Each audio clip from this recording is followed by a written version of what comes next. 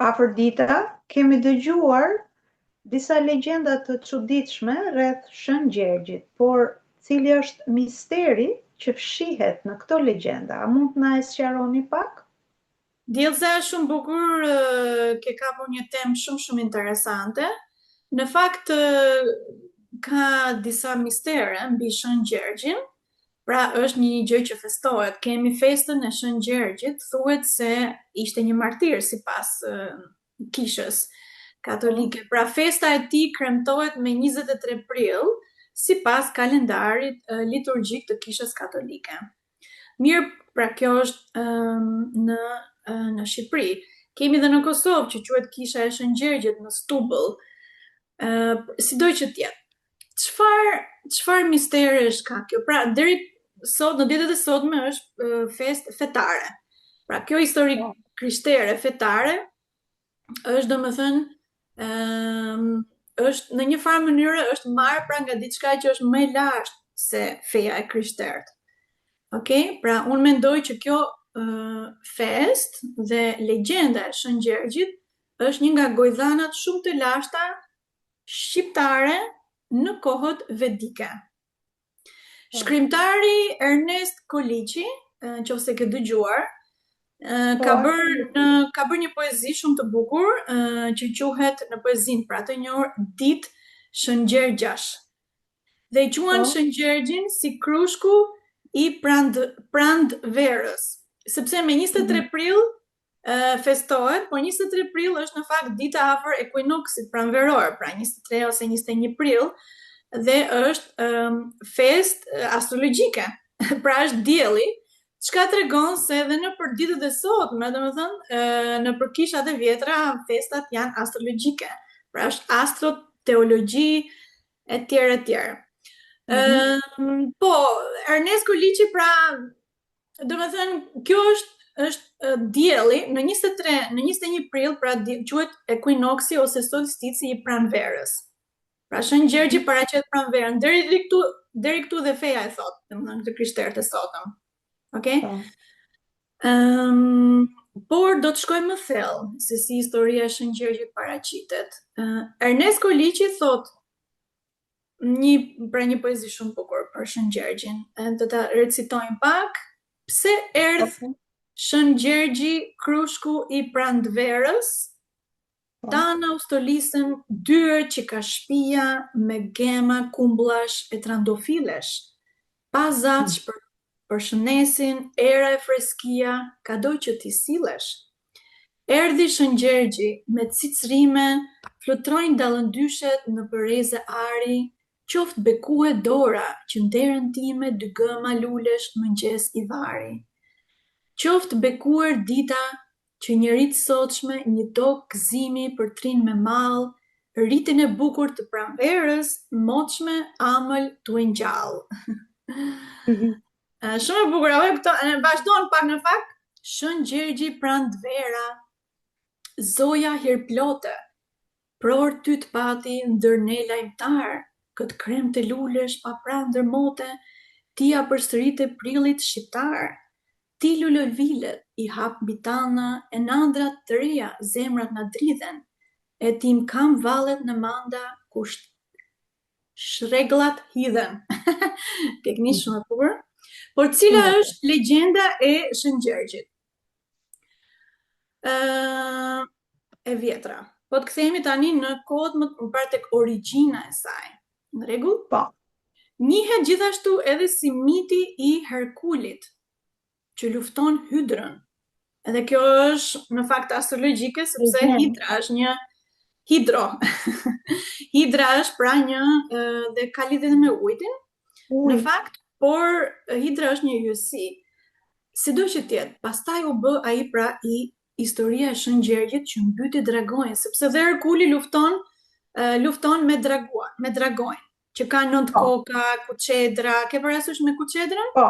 Në prallat e tona është e njëjta me Shën Gjergjin, sepse dhe Shën Gjergji thuhet pra që mbyt dragonjën. Shën Gjergji është shumë popullor në Shqipëri.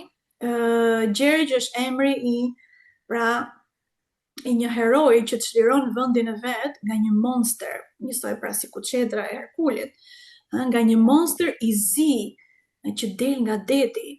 Dhe është rapsodia më e bukur shqiptare. Shiko si transformohet një dituri e vërtet, gojdan me plot kuptime e Shën Gjergjit. Pastaj, pra, është në fakt historia e Shën Gjergjit, që në fakt akoma nuk kemi ardhur tek Vedikja, po do ta tregojmë. Pastaj u bëshi si u bën. Në vitin thuhet Shën Gjergji në internet, disa vende thonë Shën Gjergji lindi me 23 prill 303, ose ka dita e tij, pra prap ekuinoksi pranveror. Thuhet ishte një ushtar i perandorisë romake që u bë më vonë dëshmor i krishtërimit dhe edhe sipas Islamit misionar i Islamit. E çuditshme. Domethënë, një gojdan shqiptare të vjetër e bëjnë fetare, kuptohet? Koha që mbizotëron do ta bëj sipas emrit vet, sipas emrit të atyre që qeverisin etj. Sido që të jetë, emri i Shën Gjergjit është i lidhur ngushtë pra me zhdukjen e dragojit. Për këtë dragua thuan shumë gjëra. Pra po të shkojmë tek lashtë tani tek gojdanat në rregull. Disa thonë që ishte një bish që për shumë vite me radhë të meronte vendin, domethënë dhe ishte bish, pra dragoj ose Kuçetra, që nuk i linte njerëzit banorët në atë fshat ose në atë vend që të jetonin. Pra, të njerëzit i detyronin që të jepin ushqime.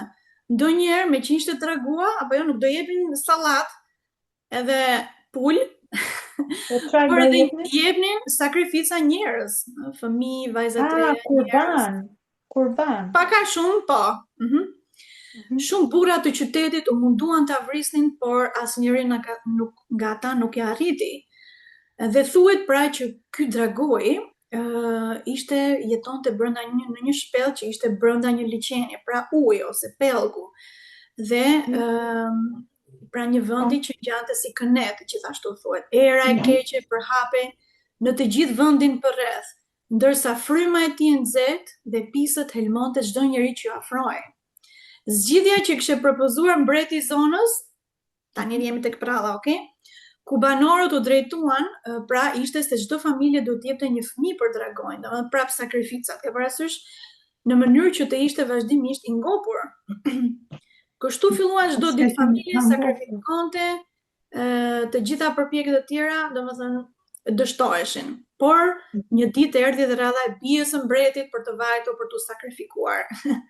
Në përgjithësi kjo është edhe në fakt edhe në Norvegji Askeladen, me troll, domethënë janë ato qenie gjigande që thuhet se kanë ekzistuar dikur që hanin njerëz, normalisht ishin gjigant. Princesha ju përgjigj se po priste dragoin që ta godiste me këmbim, foli pra me Shën Gjergjin. Dhe atëherë Shën Gjergji tha, jo, unë do ta vras dragoin. U hodh në luftë kundër dragojit dhe arriti ta mundi atë. Kuptohet pra është një hero. E vrau. Shën Gjergji thuhet që e vrau dragojin. Madje prit të tregoj unë ty disa fotos që kam këtu gati sa harova për Shën Gjergjin. Okay. Shën Gjergjin, ja ku e kemi këtu. Shën Gjergjin. Është edhe në kishën në ditët e sotme, Shën Gjergji pra është i paraqitur me një kal të bardhë. Dhe vret dragon. E kemi në kishat shqiptare. Shën Gjergji. Okay? Atëherë, ja ku kemi plot foto në fakt shumë interesante mbi Shën Gjergjin. Në fakt do ikim në të kjo kisha. Dhe ta shikojmë edhe bashkë kur t'ikim Shqipëri. Shikon këtu? Pra është si një hero, domethënë. Ke parasysh është si një hero dhe vret dragoin. Për shembull këtu, ja kjo është në kishë që quhet. Dhe festohet pra Shën Gjergji, festohet. E kemi prap këtu, prap mbi kalin e bardhë, pra një hero ose një avatar. Gjithmonë vret atë që njerëzit, pra shpëton njerëzit e tjerë, ja ku kemi dhe princeshën këtu kështu. Pra kemi shumë foto të Shën Gjergjit në fakt. Edhe janë shumë interesante. Pastaj kanë bërë dhe një lidhje me Skënderbeun e tjerë, Shën Gjergj Kastriot, por Gjergji pra ishte kjo është prallë sigurisht origjinale e vjetër. Rregull? Pra kemi shumë, e shikon këtu një domethënë heroi Shën Gjergji mbi kalin e bar që vret dragonin. Që kishin frikë gjithë. Po pra, si Kastriot, si ky Gjergj Skënderbeu? Edhe ky me kal shpëtoi shqiptarët apo jo? Po, ajo është e para 500 vite, kurse kjo po themi është shumë e lashtë. Në rregull? Më përpara. Nuk po shteritet historia apo? Ani. Le të themi pak, sot ne domethënë po përqendrohemi tek të vërtetat e lashta. Prisë kemi mbaruar sepse kjo legjend që një hero vret një dragua, e kemi dhe këtu në Norvegji për shembull, në Skandinavi kemi Askeladën, pra që shpëtoi princeshën, pak a shumë dhe kjo. Pra, sido që tjetë, po të kthehemi pak më përpara, kjo është e njëjta histori e Shën Gjergjit, pra me historinë e Herkulit. Pra, është e njëjta histori. Në fakt Herkuli është një yësi konstelacioni, pra Hidra, përsërisht pra dragua që është pra dhe në qiell. Ylli më i shndritshëm është Beta Herkulis, quhet me një magnitudë prej 2.8. Pra Herkuli përmban kulmin diellor, pikën në qiell drejt së cilës lëviz dielli. A rregull? Pra dielli. Okej? Dhe dielli në 23 prill ndodhet sipas astrologjisë vedike që është e saktë, dielli ndodhet në shenjën në fakt të dashit. Dhe dielli është shumë i lartësuar në dash. Dielli ndihet shumë mirë pra në 14 prill futet në shenjën e dashit deri afërsisht 14-13 mars. Prill, maj. 14 prill deri në 14 maj është në shenjën e dashit. Pra gjithë njerëzit që kanë lindur nga 14 prilli deri në 14 maj janë në fakt shenjën e dashit. Dhe Herkuli, domethënë dielli, pra dielli dhe Herkuli është pak a shumë e njëjti simbol, në rregull? Pra është një hero. Okej? Edhe pranvera është domethënë grota, apo jo dielli ndriçon më shumë, është në dash, është fillimi i vitit. Sipas diturisë vedike, 14 prilli, domethënë 21 prilli që është më afër kësaj, 23 prilli, pra ka filluar viti i ri. Nuk e festojnë me 1 janar, po me 31 dhjetor. Vitin e ri e festojnë, pra kur dielli hyn në dash. Pra është një histori që i përket pra Herkul. Deri tani jemi Shën Gjergji, okay, që bë fetare etj, sepse jemi në kohën, domethënë kjo histori është më e vjetër se 3000 vjeçare, okay? Po. Si Gojdhan. Pra ishte Herkuli u bë Shën Gjergji, pastaj u bë martiri, u bë musliman, u bë krishter etj, që festohet sot, sepse nuk kanë dituri të saktë. Dhe po të shkojmë dhe më tutje, okay, Shën Gjergji është një hero dhe gjithmonë një hero sipas Gojdhanave të mira viteve, dhe pra po të shkojmë tani në kohët vedike para 5000 vitesh, kjo Gojdhan gjithashtu ishte dhe ishte sepse ka ndodhur në të vërtetë. Asnjë Gojdhan gjithmonë ka pra është e vërtetë, është histori e vërtetë. Dhe Herkuli në fakt, pra Shën Gjergji është Herkuli, si më thënë, në prallat tona pellaske dhe pastaj është Krishna. Përpara, pra ishte Krishna. Ke dëgjuar Krishna, avatari Krishna? Po, Hare Krishna. Hare Krishna thua ti, po unë them, domethënë ka qenë një avatar para 5000 viteve që quhet Krishna. Po ja prezantojmë të paktën dëgjuesve që nuk e din, domethënë, dhe mund ta shikojmë këtu Krishnën. Në fakt Krishna ka pra të njëjtën histori, të njëjtën legjend, dhe në fakt ka aq shumë të detajuar, sa që unë e bëj edhe tek meditimi lotusosh të klasat për fëmijë, që e kuptojnë më tepër. Këtu e shikon? Po. Krishnën? Po. Pra ishte para 5000 viteve tani, kjo është, kemi Krishnën që është është një hero, një avatar që jetonte në një vend, Vrindavan, që quhet dhe në atë vend kishte një liçen të thellë dhe aty pra ekzistonte një dragua. Shef të dragua këtu si kuçedra që kemi neve me Shëngjergjin apo Herkulin, tek prallat pellazke, pra prallat pellazke dhe prallat vedike janë të njëjta. Aha, okay. Vetëm ka ndryshuar çik emri, ka ndryshuar. Historia është po ajo. Pra, dhe historia përsëritet. Historia nuk përsëritet, mendja, fantazit përsëriten dhe ndryshojnë politika, ndryshojnë qeverit, fet, vende, atëherë ndryshon dhe emrat. Okay? Atëherë Krishna pra jetonte në një jetonte në një vend ku kishte një pell, nga aty pra liçen apo det, dhe jetonte aty brenda pra ky dragua. Dhe në fakt e ka emrin Kalia, Nag quhet kjo dragua. E shikon këtu si kërcen Krishna mbi këtë, dhe të gjithë, dhe ky hante njerëzit, pra kjo bisha ose dragoi hante njerëzit te ky vendi dhe nuk leni, domethënë krijonte shumë shqetësime tek vendi ku banonte tek Krishna. Probleme, hante njerëz, nuk i lenin e merrte ujtin e vendit, i lënte satësire etj, pra shumë shqetësime, në rregull? Dhe njerëzit i vriste dhe Krishna pra shkoi si hero, okay? Krishna ose Krishna shkoi aty dhe pra luftoi me dragoin shumë lehtë.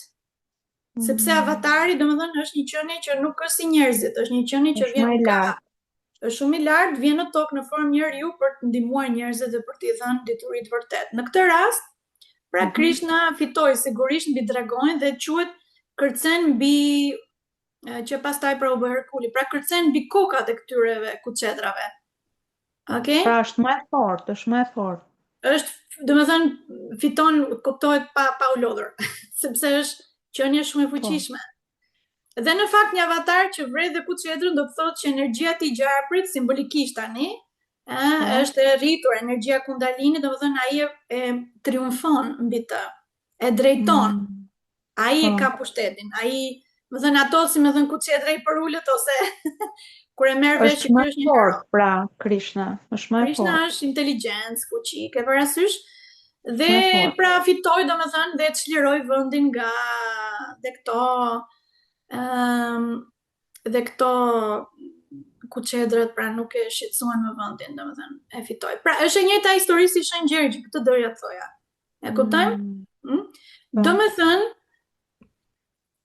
prallat tona, kjo është unë thjesht mora legjendën e Shëngjergjit që siç e kuptuat është dhe astrologjike, sepse astrologjia vedike është historitë vedike është e njëjta, është pra dituri, në fakt, duhet di shumë gjëra për t'i përkthyer këto gjëra, apo jo?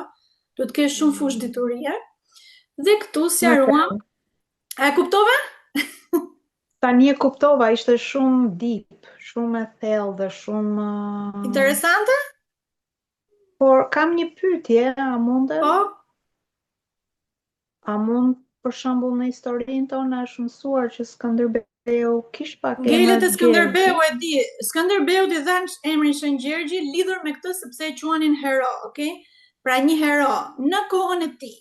E dinin pak këto. Pra, okay, atë ktheme prap. Dhe po thjesht të Skënderbeu me qira fjala që kishte dhinë, shenja e Britsjapit, është kishin dituri astrologjike më shumë se sot. Pra një hero, domethënë atë kohë kishte këtë emër. Sot ke emër tjetër. Sot ke, s'po themi emër. Pra Shëngjergji me pak fjalë ishte është Krishna, me pak fjalë është Krishna, po. Shqiptar. Dhe është prallë shqiptare, po shiko. Vedikët, pellazgët ishin vedik.